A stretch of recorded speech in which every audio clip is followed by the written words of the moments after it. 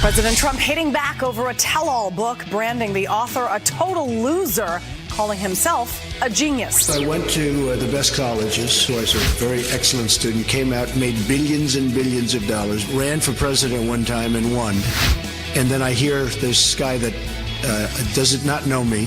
I did a quick interview with him a long time ago, but I don't know this man. I guess Sloppy Steve brought him into the White House quite a bit. That's why Sloppy Steve is now looking for a job. President Trump and Republicans talking immigration reform at their Camp David retreat. A major expansion of border security. We want the wall. The wall's going to happen or we're not going to have DACA. Republicans say they want to talk, or they did discuss strategy on budgeting they want to push and how they want to negotiate a deal with Democrats. We hope that 2018 will be a year of more bipartisan cooperation. We've got issues such as infrastructure that we want to attend to. We want to make sure that Secretary Mattis and our military have the tools and the resources that they need to keep us safe. The world better prepare for when I'm a billionaire. Well, this is a wonderful song, not about any of us. That's for sure. Yeah, this is not my theme song. Now, maybe one day. Maybe. Wait a minute. I might be. Lisa Booth. Wait, Sean McGrain, the executive producer of the show, and I bought Powerball tickets. So maybe the song. I actually might be a billionaire. Well, there you go. No way. I didn't. Wait, I'm being told I didn't win. You're just $10. Drinks on you. Boy, that's a tough way to start the day. But fortunately for you at home, you get to start with us, with Pete, Lisa, and I. At least we think it's a fortunate thing. We hope it's a fortunate. And it's warming up out there. Yeah, it's a big day today. It's National Bobblehead Day. It's fake news, actually. I made total fake news up. It's not warming up. Also, there is literally a day for everything. Of course, I just looked it up. National. Yesterday was National Cuddle Up Day. Tomorrow is National Clean Up Your Desk Day. Today is National Bobblehead Day and National Tempura Day. And by the way, I did see on the wires something. I think the lottery, a winning lottery ticket, may have been in New Hampshire. If you guys could check that, and if that was the case, that is certainly a deserved winner because it is nowhere is it colder than up there. No, I've never played the lottery before. I have. Yeah. Why not when it gets high enough? But I would say on the temperature side, I mean, I think President Trump should take credit for solving global warming. Yeah. And look at how cold it is. That's just another accomplishment that we need to put on the list. Global warming, done. But President Trump eradicated it. That cold weather did not stop President Trump from firing back against fire and fury yesterday as we took you through the 4 hours of the president literally firing back as we were holding this show. And that's shocking. That doesn't make any sense. No. He's not a counterpuncher. And then that's fake news. All right, I think we have some sound from that. Yesterday. There we go. Thank you, Pete. Tag team. I went to the best college. I was a very excellent student, came out, made billions and billions of dollars, went to television, ran for president one time and won. And then I hear this guy that doesn't know me at all, by the way, did not interview me he said he interviewed me for 3 hours in the White House. I consider it a work of fiction. And I think it's a disgrace that somebody's able to have something, do something like that. Just so you understand, there's been no collusion. There's been no crime. I'm not under investigation. When you've done nothing wrong, let's be open. It's making our country look foolish. And this is a country that I don't want looking foolish. So there you have it. It's true. I mean, look at if the rest of the world is looking at all of this and the spectacle of the palace intrigue, of the gossip columns, they look at it does look foolish from the outside. And this is a president who said, no one else is going to defend me, including most establishment Republicans, so I'm going to defend myself, which is exactly what he's gone out and done. Well, I think that some of these attacks would be a little bit more potent if it wasn't so painfully obvious what those who hate the president are trying to do. I mean, look, we've had racism, we've had sexism, somehow we've had $100,000 of Facebook ads somehow bought the election for the Russians, which is ridiculous if you've ever worked in politics or know anything about media buying and ad placement. And the fact that $100,000 is literally a joke, and anyone with a nominal amount of money or $100,000 could go out and do that. And then now he's mentally unfit to serve in office. And so, when you ping pong from one of these things to the other, and then the media carries it, the left carries it. That's an important thing. And it's just so obvious. I mean, to put in context, this president is unprecedented in so many ways. That press conference you just gave is not something. And to have zero experience in politics before and now become president of the United States against all odds, we all know the story. But what is also now proving to be unprecedented is the narrative that so many in the media are carrying, that this is an undisciplined man-child that sits in bed eating cheeseburgers But yet, look at the accomplishments he's accomplished in 2017. So we're seeing an unprecedented treatment of an American president as it unfolds. And not everyone in the media, even though I know you love to attack you read him. Maggie Haberman, who I partnered up with once yesterday for the first time ever in my life. You read this news article. It's unbelievable. Mr. Trump's self-absorption, impulsiveness, lack of empathy, obsessive focus on I mean, this passes as news in the world today, and it's unbelievable. And I think it leads a lot of people. And this is not just President Trump. This is what they've done to Republicans for decades. Remember the Barry Goldwater rule? The American Psychiatric Association built its own rule about analyzing people that you've never met. They did the same thing to Barry Goldwater, same thing to Ronald Reagan, and now even more and worse to President Trump. They can't disagree with his policies. They have to say that he's unstable. Also, I find it offensive that if you eat cheeseburgers or you like ice cream or chocolate cake, that somehow you're unfit to serve in office, because some of us like to eat healthy. Clearly, cheeseburger and cheese fries last night. I had a cheeseburger yesterday. Clearly, cheeseburgers upset people in Hollywood as well. Yeah, well, they're all upset, right? Along with this book, right? The director Judd Apatow. I had to look him up. I didn't know who he was. I knew who he was, but he has quite colorful tweets. Let's throw this up. Please shut the expletive up. Don't say that. For once in your life, shut the expletive up. We all need one moment of peace, you spoiled, self-involved idiot. Take a nap. Change your sheets. Eat a non-poison Big Mac. There's a cheeseburger. Take a expletive break for a moment. Give us that gift. That's right. I hope his thumbs actually aren't hurting. How about Judd gives us a gift and stop with these stupid He didn't stop there, by the way. Twitter messages. You want to read this? Oh, okay, I'll read it. There's another tweet, too. Well, so he went on, and he said, we all should be filling the offices of our legislators and calling nonstop today demanding this mentally ill president be removed. Not doing so puts lives at risk. If we don't, history will ask, why didn't we act? Thank you, Judd, for I wonder trying if to the save director America. of 40-Year-Old Virgin will be leading the charge, taking on this president and the resistance. I mean, he's made a lot of funny movies that you and I have laughed at and gone to the box office for. But you put up, why is he the exemplar of what should be done to remove? He just wants to remove the president. Apparently, he hasn't read the Constitution. This is what Hollywood does. It's exactly. They don't understand America. They thumb their nose at the rest of America. They sit on their high horse, act like they're holier than thou, and then we find out that their own house isn't in order. They live in glass houses and they love to throw stones. So I think most of Americans are just tired of hearing from them.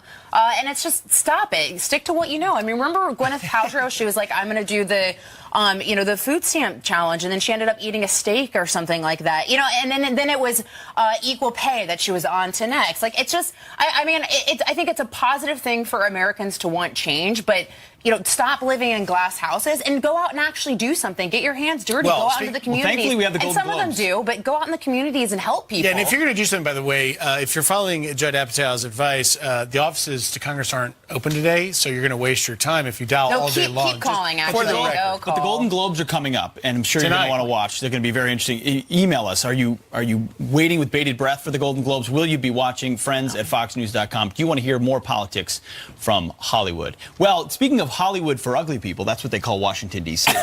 Literally Hollywood for ugly people. I used to work there, so let's be a little... And I still work there. Why should we be nice to Washington, D.C.? Why? Why do we have to be the five richest counties in America? Because it's the nation's capital. Themselves on the backs of the American taxpayer. Oh, I wish. Thank you, Mr. Smith. But they called Capitol Hill. Let's go to Washington. They called Capitol Hill the place for ugly people, which I worked on Capitol Hill for a number of years. So I just take absolute offense to that. But that's not what we're talking about. So President Trump yesterday at Camp David laid out what he said time and time again, that if they want a deal on DACA, we are going to get the wall. This is what he said. Wall. The wall's going to happen, or we're not going to have DACA. We want to get rid of chain migration. We need some additional border security. These are great people. We all want DACA to happen, but we also want great security for our country. We have to get rid of the visa lottery. They're not sending us their finest. I think, frankly, the Democrats feel strongly about it, too. I mean, Chuck Schumer, he saw somebody that came in through the lottery system. He saw this man kill 8 people on the West Side Highway. I really think we'll have a lot of Democrat support. I hope so. I believe that Mexico will pay for the wall. We're negotiating NAFTA, but Mexico will pay. In some form, Mexico will pay for the wall. Now, this is an issue that you need to pay attention for the rest of the 3.5 hours, we're going to talk about this because many of the Democrats, and we're going to go through all of it, supported these immigration initiatives and a law that was passed already that authorized 700 miles of border fence. President Trump has now put a plan forward to basically double that amount. And these Democrats are being, perhaps in many cases, swayed by this book and this narrative that the president is somehow being swayed by the hard to left cut a to deal resist. to give these dreamers under DACA some legal status, possibly permanent status to remain in this country. It is an important issue. It is going to play out this week, and we're going to go through it. But in 2013, these many Senate Democrats voted yes on border security. Look at this long list, 54 of them at the time. But here's just a few examples. You've got Elizabeth Warren, who the president calls Pocahontas. You've got Kristen Gillibrand. You've got Bernie Sanders. You've got crying Chuck Schumer. They voted for a border wall. They also voted in 2006 during George W. Bush's tenure to fund a border wall. And let's not forget that Bill Clinton in 1996 in his State of the Union address, and we're going to play that sound, called for a border wall. So Democrats in 96, in 06, in 2013 voted for, put their money where their mouth was, and backed up a border wall. Now that the President Trump wants one, in exchange for legalizing illegals, now they got to resist. Now they can't be a part of it. And I also think, the Democratic Party is going to have to give a little bit here on what their objectives are on DACA, because the reality is they're in the minority. And if you're President Trump, this is your opportunity to use your leverage as the President of the United States when the issue of immigration is on the table and Congress has to act because they have a March deadline. And so President Trump, if he wants to get the wall done, if he wants to get the RAISE Act done, if he wants to get some of these priorities done, that is his time to really hold Congress's feet to the fire and try to push for those policies. It's a great point. And as we continue on the show, we're going to keep drilling down into this subject. What kind of deal will happen? Well, we've got a few more headlines we're going to bring to you this morning, and we begin with extreme weather. A bitter cold freeze gripping more than 100 million people from South Carolina to Maine this morning, where temperatures could hit record lows. Tourists tightly bundling up while overlooking the frozen waters of Niagara Falls. Take a look at that. Wow, beautiful. And the bitter Arctic air in the Midwest making the walk down Chicago streets brutal, or pretty much any street you want to walk down today. There could be more snow and ice tonight from the Great Lakes to northern New England before milder temperatures swoop in to thaw us all out. Plus, one lucky person is about $560 million richer after winning the Powerball ticket, as Griff mentioned earlier, in New Hampshire. The winning numbers in Saturday's drawings are 12, 29, 30, 33, 61, and the Powerball 26. No one has yet claimed that prize. Better get to it. The big jackpot comes a day after a winning Mega Millions ticket worth $450 million was sold at this 7-Eleven in Port Richey, Florida. The winner has yet to come forward. So we've got about $1 billion on the table right now. Well, the NFL playoffs kicking off, the Atlanta Falcons shutting down the Rams in Los Angeles, the team never trailing in its 26-13 win. And in Kansas City, the Tennessee Titans erasing an 18-point deficit thanks to their QB. Marcus Mariota's touchdown, he threw it to himself. He almost passed the line of scrimmage, decided to throw it, deflected back into his own arms. The Titans stunning the hometown Chiefs 22-21. Two more matchups today. First, the Buffalo Bills taking on the Jaguars, then the Carolina Panthers going up against the New Orleans Saints. Some great games today as well. And those are your headlines. Good job, Pete. Well, I'll tell you, it was quite a game. I was watching that. But we've got a lot more to talk about. And give us a call here or email us at friends@foxnews.com if you won that lottery ticket. We want to talk to you. So, the media obsessing over the new book, trying to take down President Trump. Let's start with Fire and Fury. Fire and Fury. That bombshell book, Fire and Fury. This new book is the talk of the town here in Washington. But why aren't they focusing on his accomplishments? We'll talk a lot about that coming up. If you are like those of us here at the podium, you'd like to see America be a right-of-center country. From a right-of-center point of view, 2017 was the most consequential year in the many years that I've been here in Congress. And he's been there many years. It's been an impressive list of the accomplishments for the GOP and President Trump, but the media can't stop focusing on that anti-Trump book and by extension, attacking the president. Here to react, founder and executive director of Turning Point USA, Charlie Kirk. Charlie, thanks for being here this morning. So you represent an organization of a lot of young people who, for them, this maybe is the first Republican president they've been exposed to or have supported. Are they obsessing over what the media is obsessing over, the palace intrigue, or are they looking at it saying, hey, some things are finally happening in Washington? They're looking at this economy and they're seeing an absolute explosion of economic growth. And look, I call this book total garbage tabloid journalism. I mean, this would not even suffice regular editorial standards. And yet you look at what this president has accomplished over the last year. It's absolutely unprecedented. And it makes sense that the media now in this new year is completely ignoring all these accomplishments. They're using this gossip column book to try to create this fake news aura around this White House and the presidency. But what the president has accomplished over the last year to actually deliver results for the American people, the largest middle-class tax cut in American history, opening up our natural resources, the Dow hitting 25,000, over $6 trillion of new wealth created domestically. These are stories the media refuses to tell, not to mention ISIS is nearly completely obliterated in the Middle East, yet they're worried about how many cheeseburgers the president is eating. And you look at how many factual inaccuracies are actually in this book, it's laughable. If this was written about the Obama presidency, the media wouldn't even take two looks at it. Well, that's it. I mean, you use two words that I don't know that exist that much: editorial standards. I mean, what are their standards other than disparaging this president? Because they would never give into the narrative of a right-wing writer who wrote something about the Obama administration. I mean, does it not continue to call into question what this president has pointed out about the fake news media? That's right. It's horrible hypocrisy. And look, this is just tabloid-type gossip column stuff. Seriously, it's the stuff that you buy when you're checking out at the grocery store, and yet you're seeing it on every major news network. Make no mistake, though, when you start to see the media scramble frenetically over this, that's how you know the president is succeeding. Sure. You see the economy doing well. You see ISIS retreating. You see the middle-class incomes going up. That's how you know he's succeeding, because they refuse to tell those stories, because they want to ideologically destroy this president and the people around him. Briefly, Charlie, how important is this next month as it pertains to building the wall and a deal on DACA? So important, and I hope Congress stands with the president to fulfill his campaign promise to build the wall and actually do what he said they were going to do. And look, I agree with Leader McConnell. I've been very critical with him over the last year, but he's done a very good job to help stand with the president overall. Charlie Kirk, Turning Point USA, thanks for your time. We appreciate it. Thank you. You got it. Well, it's not shocking that a liberal actress mocked President Trump on Twitter, but why did the Army's official account like her tweet? We'll find out. And President Trump laying out his demands for a so-called DACA deal. We want the wall. The wall's going to happen or we're not going to have DACA. Democrats used to want a wall. Now they're lock, stock, and barrel against it. Will Democrats come to the table to make a deal? We debate it next. Gender-neutral option. The new rules starting January 27th will let people identify as gender X instead of male or female, and no doctor permission is required. Oregon became the first state to enact the rule back in June.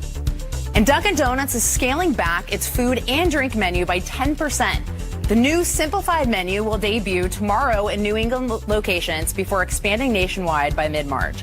The chain getting rid of the less popular and more time-consuming items to make smoothies and afternoon sandwiches. President Trump once again laying out his demands for a DACA deal. Take a listen. Thanks, Lisa. Take a listen to the president yesterday. We want the wall. The wall's going to happen or we're not going to have DACA. We want DACA to happen. Everybody, I think I can speak for everybody. We want John Cornyn from Texas. We all want DACA to happen. But we also want great security for our country. So important. We want to stop the drugs from flowing in. So should Democrats finally come to the negotiating table and make a deal? Here to debate it, host at The Blaze, Lawrence Jones, and Democrat strategist Chuck Rocha. Good morning, gentlemen. Chuck, I want to start with you because you're a Sanders guy. You're his surrogate. Yesterday, the senator issued a statement. I want to put it up and read it for you. Shortly after President Trump was speaking, here's what Senator Sanders said. He said, I am not sure why President Trump wants to shut down the government over a multi-billion-dollar wall. that no one wants is not needed and will not be paid for by Mexico. What the American people do want in overwhelming numbers is to provide legal protection to 800,000 dreamers and a path towards citizenship for them. So, Chuck, I start with you. Why not do a deal? The president said this gives them legal status, and here's what he wants: $18 billion for construction for a wall. I think because it's really two way different topics, two different subjects. These dreamers, these young people, these kids came here. They've all had a criminal background check. They all have jobs. We've educated them in our university. 20,000 of them are public school teachers. 10,000 of them serve in our military. This should be a whole separate thing than somebody wanting to build a wall, which we have built in Brownsville and El Paso and other places. As you said on the lead-in, Democrats have voted for walls and we built walls. If he wants a new wall, I was part of the campaign. I'm waiting for Mexico to build the new wall. We'll probably come to the table on that. Lawrence, I assume you agree with him. I disagree with him. Here's the bottom line. There is no deal. The deal is this. Either they get with the program because the president won this election on this principle of building the wall, or they don't get legal status. That's just the bottom line. The American people will not tolerate this president going along with a plan that does not include, first, border security. He would literally destroy his entire movement of Americans that were the forgotten Americans. Look, at the end of the day, I want to be compassionate, although I don't even believe that we should be talking about this DACA issue until we take care of American citizens first. I think we can get to some type of deal, but it only happens if we have border security. Chuck, I see you shaking your head. I was shaking my head because America stands for exactly what these dreamers are. They came here as babies. They went to our university. We've taken our tax dollars and we've educated them. They don't even speak Spanish. So if you want to send them back to a country they don't even belong to. Well, that's a good point. Well, I'm not saying send them there. What I'm saying is that we should take care of the issues of the American people first. That means making sure our economy absolutely, like our public school teacher and our veterans in our army, where these dreamers are serving at. Well, let me stop you for 1 second. Not all of them are serving there. Go ahead. This fight that's playing out, how much, and Chuck, I'll let you answer this first, how much is this new derogatory portrait of President Trump being painted in Michael Wolff's book, how much of this is playing to hurting this deal, which affects, in both cases, both dreamers and, of course, the concerns like security of the American people? Look, I'm not a policy expert. Unlike Lawrence, I do politics for a living. So what this is all about is politics. And in this town, in Washington, D.C., they're using this as a pawn. Either the Democrats are using it to get more Democrats elected. Republicans are going to use it to gin up their base. That's what's wrong with our system as a whole. Is our whole political system is to gin up both bases and really not get anything done. That's a broad brush. Lawrence, you want to weigh in on that? Yeah, I disagree because the American people sent this president there to do a job, and he campaigned on this. And so this is not just about politics. This is about keeping a word to the American people. Look, at the end of the day, I'm concerned about my community, the black community, about jobs being taken away from. Under this president, we have the lowest unemployment for black folks ever since it's been tracked. And I want to continue that trend. First, we need to take care of the American people, and then we can talk about DACA, we can talk about immigrants, we can talk about all of that. I think it's great to be compassionate, but at the end of the day, the American people want this president to take care of them first. Well, we'll see what happens. Lawrence Jones, Chuck Rocha, thank you very much for coming on. And, of course, that January 19th deadline hanging out there. Thanks, guys. Have a good one. Stay warm. Be good. All right, President Trump calling out the media for pushing the Russia collusion story. I guess the collusion now is dead because everyone found that after a year of study, there's been absolutely no collusion. Guess who thinks it's a host? Dan Bongino. He'll explain exactly why this is a hoax. And if you don't like that anti-Trump book, Fire and Fury, Amazon doesn't want to know about it. Here's why they're deleting their reviews. We've got that coming up. Hey, might be making me a reputation, going my own way and I can't live it down. I was dancing, but the president and his cabinet wishing a happy birthday to Secretary of Education Betsy DeVos at Camp David. Happy birthday.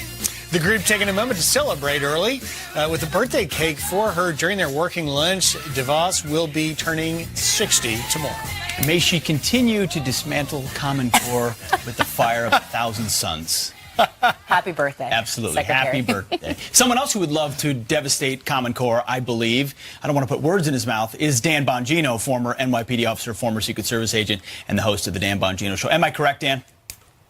Oh, gosh. Common Core. It's common in its disaster it's imposed across the country. So, yes. There you go. There you go. Well, good morning. Thanks for joining us. Well, yesterday at Camp David, President Trump had a few other things to say. He mentioned amongst this book and the gossip column that it is, he talked about Russian collusion. Take a listen to the president. To prevent terrorism and crime, both here and abroad. Do things proper.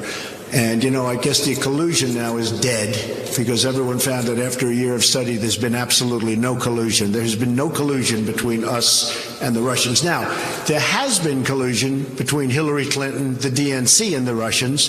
Unfortunately, you people don't cover that very much. But the only collusion is between Hillary and the Russians and the DNC and the Russians. Well, I covered it for Fox and Friends, and announcing that the Department of Justice will look into, has opened an investigation, as you know, Dan, into the possible pay-for-play scheme. What do you make of all this? Yeah, let me show you in about a minute or less what a hoax this whole thing is, this Russian collusion nonsense. So Don Trump Jr. meets with some Russian lawyer, right? They're supposed to exchange some kind of information, which never happens. Don Trump Jr. leaves early from this meeting, and Don Trump Jr., in an act of incredible transparency, puts out his emails about the entire incident on social media, right? Nothing changes hands there at all of value. Mrs. Clinton and Bill Clinton take $500,000, that's actual money, right, from Russian banks of people involved in the sale of our nuclear fuel to a Russian company. And there's all of a sudden the Clintons are whining about an investigation while celebrating this Russian collusion thing? You've got to be kidding me. And guys, one more point on this, too, about this Russian collusion thing that I haven't heard anybody in the media yet, I may be wrong, but mention. I think America needs to prepare itself for the idea that this entire thing was a sting against the Trump team the entire time, and that the dossier was just cover for it. The evidence is all over the place. Just go look at the March 2017 testimony of Jim Comey on Capitol Hill. The answer he gives to Representative Elise Stefanik from New York when asked about why he didn't notify Congress about this counterintelligence investigation against Trump. Look at the look on his face in a panic. I think it's the network is closing in on these guys, and they're really worried right now. And Dan, how big of a role do you think the dossier played? Because we know that it was shared among the intelligence community. We know that it was shown to President Trump, and subsequently CNN had leaked that meeting. We know that it was shopped around the media as well. Many on Capitol Hill believe it was potentially used to obtain a FISA warrant. So how big of a role do you think it actually played? Lisa, the timeline tells the whole story here. Listen, I've been the loudest voice here and everywhere else saying I thought the dossier was the biggest story. The fact that fake Russian intel was used to spy on a presidential candidate and president-elect, I was wrong. I think it's the second biggest story. I think the biggest story is, why did the investigation into the Trump team start before the dossier? Remember, Jim Comey acknowledged that the investigation started before the FISA warrant was approved in October. And so, what was the FBI doing? Dan, what were they looking at Trump for? Let me jump in there then. Are you saying that what Chairman of the Intel Committee, Devin Nunes, getting these documents finally is going to prove that not only was the dossier, you think we're going to find out from what Nunes is getting, that not only was the dossier the impetus for the investigation, but that it began before that? Griff, that's exactly what I'm saying. That the dossier gave some kind of legal patina, legal cover to a sting operation against the Trump team that people at the DOJ and the FBI desperately need to go away right now. I'm telling you, March 20th, 2017.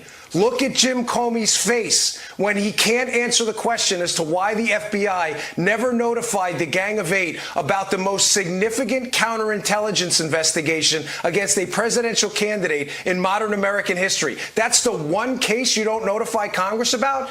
They are in a panic about this. Was that the insurance policy the whole time, the dossier, to provide some kind of legal cover for an operation that should have never been started in the first place? Is that the question we need to ask? I think so. You know, Dan, we're going to pull that tape. It's a great point. I think something very much worth listening about if it was never notified.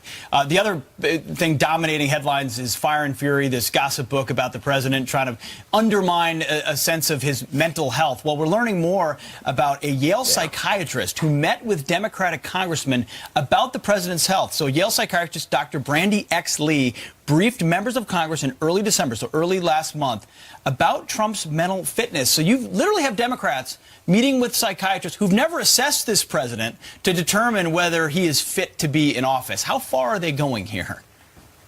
You know, Pete, I'm astonished by this. I mean, you want to talk about a breach of professional ethics. You know, I was not a psychiatrist or a psychologist. I did go to graduate school for neuropsychology, psychology, and behavioral learning, so I have some experience in the arena. But, gosh, I mean, how unethical to do this. But let me tell you what the real plan is here by the Democrats. The Democrats were taken off guard by the passing of the tax cuts. You may say, what does that have to do with his mental fitness? Follow me here. They did not expect these things to pass. Now that they've passed and Trump's approval ratings are moving up and he has political capital, impeachment now is almost off the table entirely.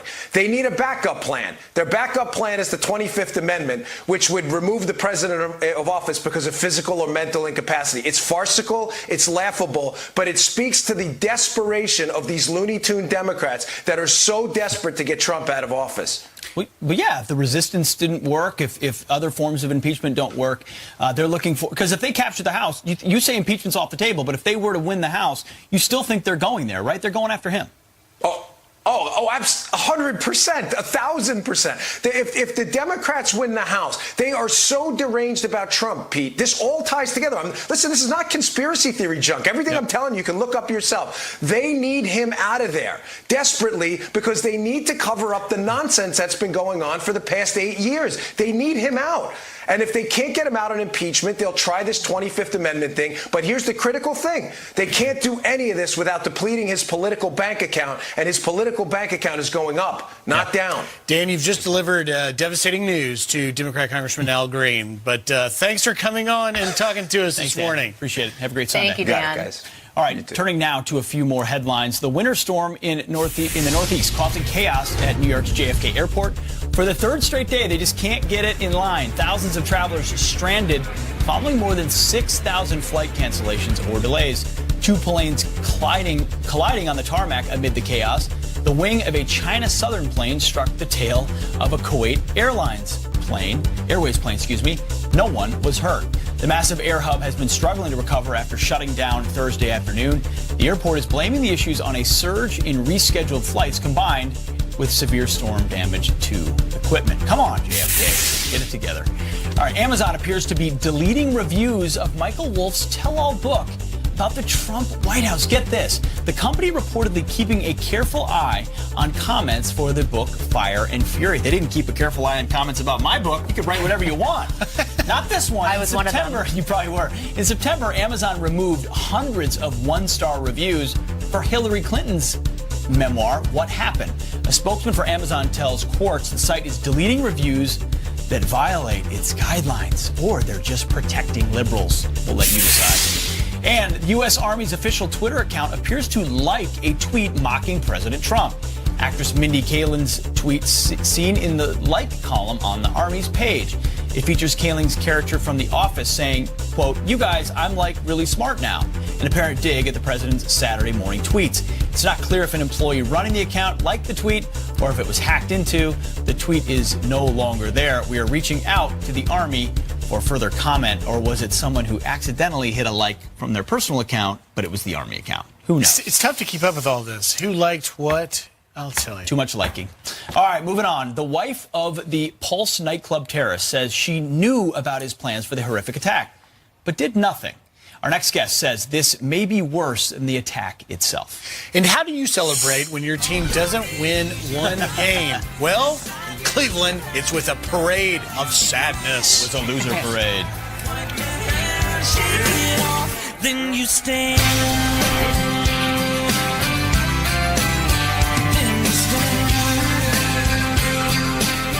When it comes to strong bones.